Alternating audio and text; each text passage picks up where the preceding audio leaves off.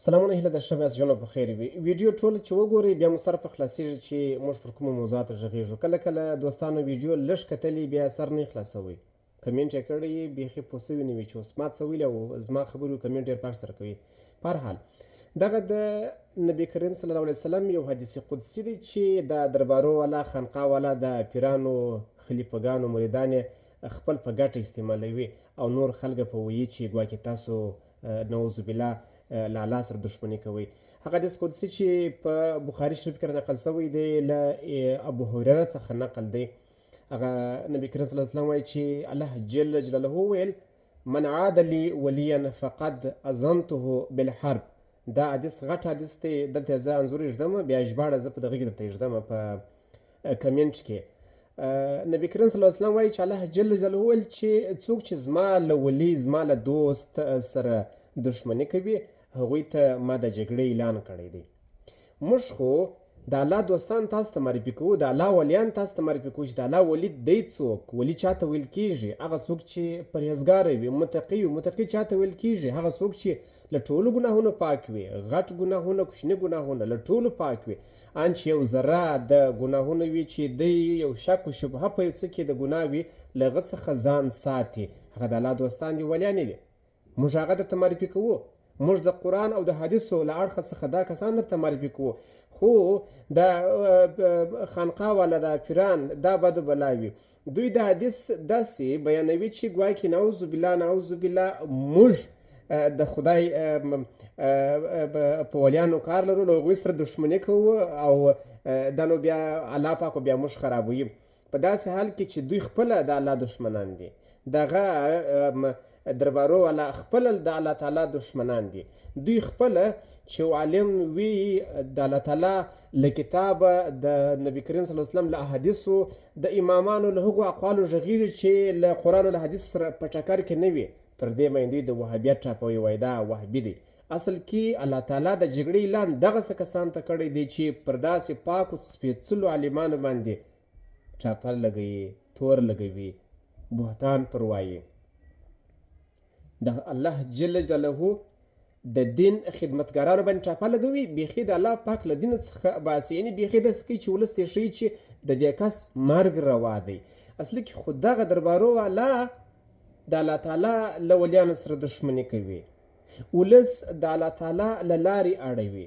ولس له دې څخه راګرځوي چې د الله تعالی عبادت وکړي الله تعالی د سر ټیټ کړي د الله تعالی وحدانیت باندې وغږېږي الله تعالی په دغسې په وحدانیت باندې وپېژني خو دوی وایي چې نه راسه دلته په خانقاه کې سر کښته که دلته د پیر لاسونو پښې مچ که دلته پیران ته غویانو تور پسونه راوله چې پیر ته راځې مخامخ راسه پر سجده به راځې او چې وځې د شا د خوا څخه به وځې شا به پیر ته نه راړیې پر پیر به دې سوری نه لګېږي پر شیخ به دې سوری نه لګېږي د شیخ مخ ته به پښې نه غځوې د شیخ مخ ته به آن نفل نه کوي د شیخ مخ ته به د الله تعالی عبادت نه کوي آن نفل چې پر نفل باندې تاسې درېږئ که شیخ ناسو نفل به نه کوئ د الله تعالی عبادت به نه کوئ شیخ دی اوس نو خو اصلي کې خو تاسې منکر د قرآن څخه یاست اصلي کې خو تاسې له دغه حدیث څخه منکر یاست اصل کې خو تاسې د الله دښمنان یاست چې انسانان د الله تعالی له عبادت راګرځوئ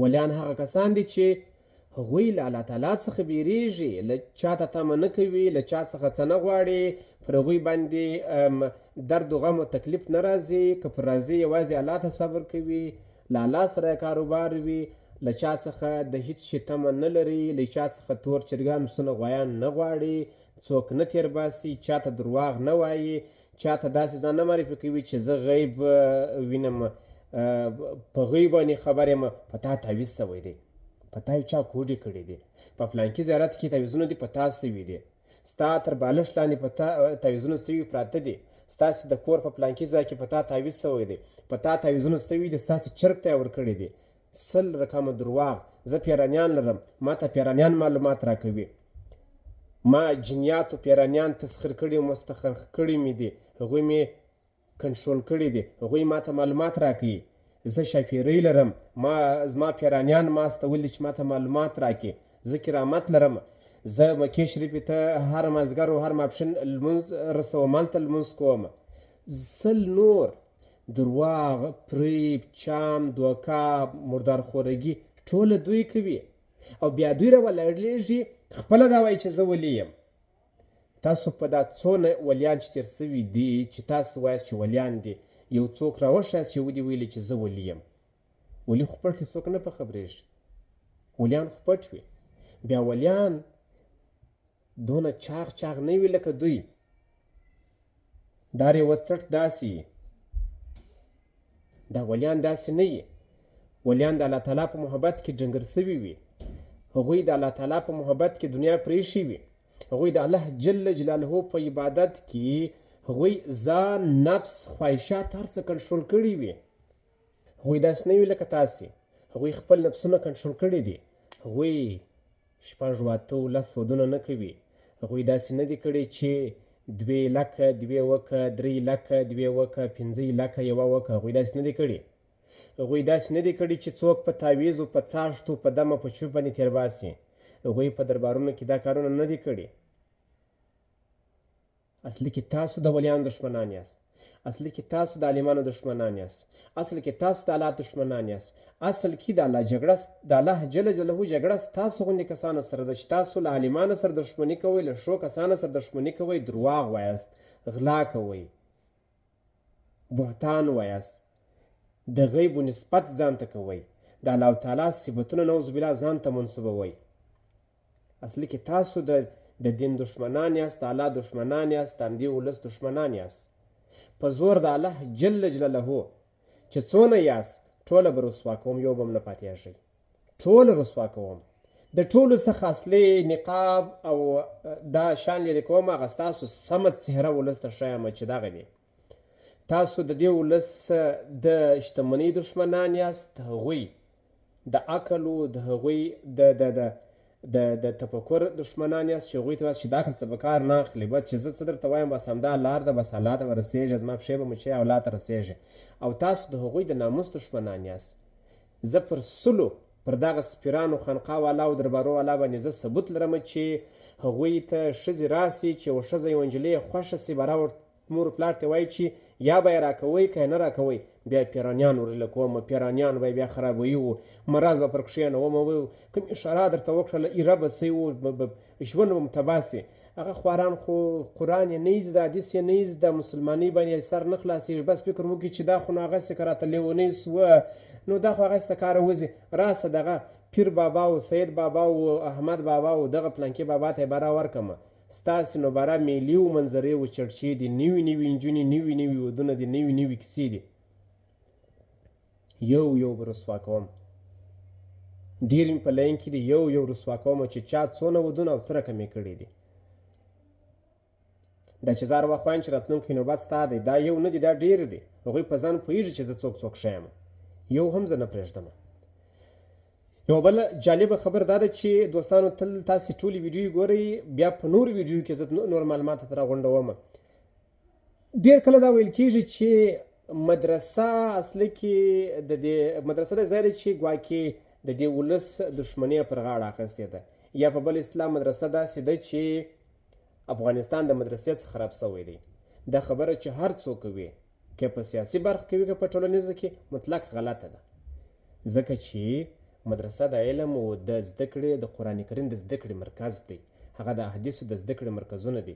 هغه د اسلام د زده کړې مرکزونه دي. اصلي کې چې افغانستان تباه او برباد دی، هغه دربارو تباه کړی دی، هغه دغه خانقاو تباه کړی دی، دغه د پیرانو په نامه چې ځانو ته ولیان وایي دغه خراب کړی دی. دا ټوله په دې کې استثنا نشته. زه بیا وایم، ما په مخکنۍ ویډیو کې هم ویلي دي، چا چې پسه وغوښتی، چا چې غوی وغوښتی، چا چې ویل زه پیرانیان لرم، چا چې ویل چې زما دا مچوب تاسې کار کوي، که چا ویل چې زه کرامت لرم، زه دا کوم، زه دا کوم، زه دا کوم، چې دا خبرې وکړلې چې هر څوک استثنا نشته، ټوله غلی دي. دا ټوله مردارخواره دي. داسې اعلان درته کوم، داسې په عامه وایم، دا ولیان نه دي. ولي چې دوی پیر ورته وایي، دا پیران نه دي، دا غله دي. دا د دې وطن دشمنان دي، دا د دې ولس دشمنان دي، دا د الله دشمنان دي، دا غله دي. چا چې ځان ته ویل چې زه ولي یم، زه کرامت لرم، او چا چې له خلکو څخه پیسې وغوښتلې، شتمني ورڅه وغوښتله، مځکه باغ پټی ورڅه وغوښتی، دروژې ورڅه وغوښتی، پسه یې ورڅه وغوښتی، غویه یې وغوښتی، چې هر څه یې وغوښتله. ویې ویل چې دا تعویض دی، بس دا کار درته کوي، دا پوخ خټ دی، دا مړ دی، دا پوخ تعویض دی، دا تعویض دی، دا خرموره د پلانکۍ د پلانکۍ دی. په دربارو کې کومې کیسې شروع دي. زما په قانون کې بیا په دې کې استثنا نشته، دا ټول یو شی دی. همدغه دربارونه، همدغه خانقاوې، همدغه خلیفګان، همدغه دغه په نومونه، د پیرانو په نومونه، د همدې ولس دښمنان همدغه دي. دغه لوی لوی جاسوسان دي، لوی لوی جاسوسان همدغه دي. د ګیلانیانو څخه را شروع که بیا تر د ادنا پورې، له اعلی څخه را شروع که تر د ادنا پورې، ټول د پردیو جاسوسان دي. مدرسو والا هغه دی، اوس هم تاسې وګورئ د ډیورنډ پر لاین باندې سر تر پایه پورې شپه او ورځ قرباني ورکوي. ادي اوس هم تاسې وینئ. له هغه څه مخکې مو هم لیدل، له هغه څه مخکې مو هغه نور لیدل، له هغه څه مخکې چې زموږ تاسې عسکر وو، په هغه عسکرو کې هم داسې عسکر اکثره داسې وو چې هغوی زده کړې کولې، هغوی په قرآن شریفونه ویل، هغوی دیني زده کړې کولې، هم قرباني هغو خلکو ورکوله. خو دا دربارو والا هغه معلم څټان وکړل، اوس یې څټان وکړل. دا خلک وپېژنئ، دا خلک یو پر یو وپېژنئ. نو تاسې ما تعقیبوئ، زه به ستاسې په کلیو کې چې اوسېږي، ژوند کوي، یو یو درته رسوا کومه. موږ په چا پسې اضافه خبرې نه کوو. زه دا داسې درته ږدمه چې پلار یې څه نومېږي، نیکه یې څه نومېږي، قوم سجرایه څه ده، څه یې کړي، په کوم وخت یې کړي، سره کوم یې کړي، داسې درته ږدمه. کورنۍ یې داسې درته ږدمه چې دا یې کورنۍ ده، دا یې ژوند دی. نور قضاوت په تاسو اړه لرئ. ډېره مننه. الله مو روغ لره.